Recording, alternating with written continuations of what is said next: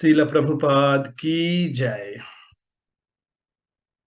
तव कथामृतं तप्त जीवनम कविभिरीडितं कल्मषापहम् श्रवणमङ्गलं श्रीमदाततं भुवि गृह्णन्ति ये भूरिदा जना। भगवान की कथामृत का कितने प्रभाव पड़ते हैं उसका वर्णन गोपी गीत में बहुत ही सुंदर ढंग से किया गया है।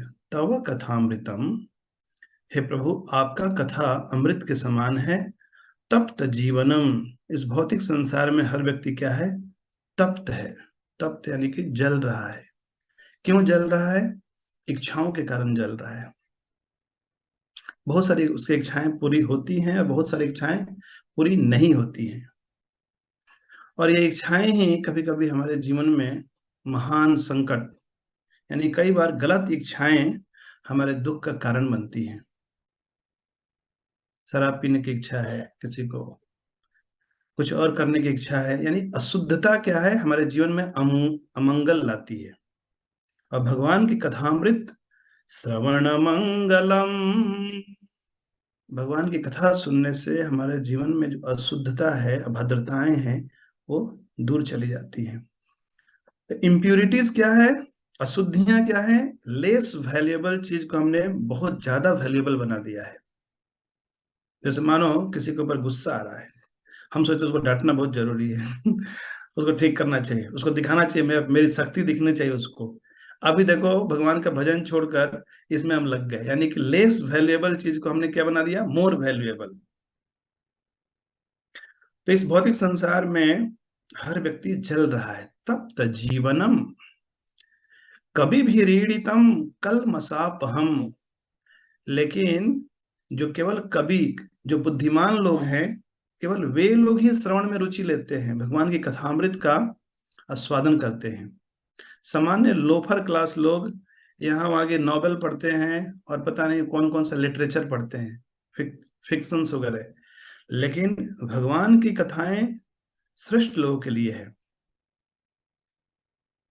तव कथामृतं तप्त जीवनं कविभिरीडितं कल्मषापहम् श्रवणमङ्गलं श्रीमदाततं भुवि गृह्णन्ति ये भूरिदा जना। अमृत है, हर प्रकार की अशुद्धियों को, अमंगल को दूर करने वाला है।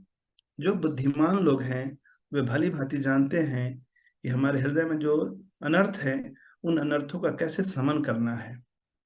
इच्छाएं ही, गलत इच्छाएं ही हमारे जीवन में दुख का कारण बनती हैं। तो उन इच्छाओं को हमें पूरा करना है जो श्रेष्ठ इच्छाएं हैं। यानी भगवान की भक्ति करने से एक तो विवेक उत्पन्न होता है कि कौन सी इच्छाओं को पूरी करनी है, कौन सी इच्छाओं को पूरी नहीं करनी है। साथ ही साथ एक उच्चतर स्वाद की अनुभूति भी होती है। यानी जब तक व्यक्ति के जीवन में उच्चतर स्वाद नहीं मिलेगा तो वो जानबूझकर भी गलत काम ही करने वाला है। उसको भी पता है क्या सही है क्या गलत है। तो भक्ति करने से व्यक्ति के हृदय में आनंद की प्राप्ति होती है। तो जो लोग इस प्रकार की कथामृत का वितरण करते हैं, जो प्रचारक हैं, वे कौन हैं? ये भूरिदा जना। भूरिदा, दे आर एक्चुअली सबसे बड़े दाता हैं। वे लोगों का कल्याण करने वाले हैं।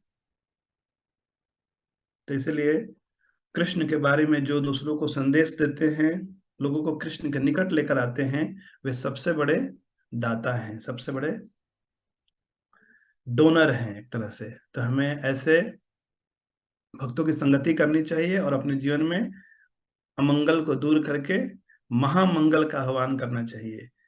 श्रील प्रभुपाद की जय।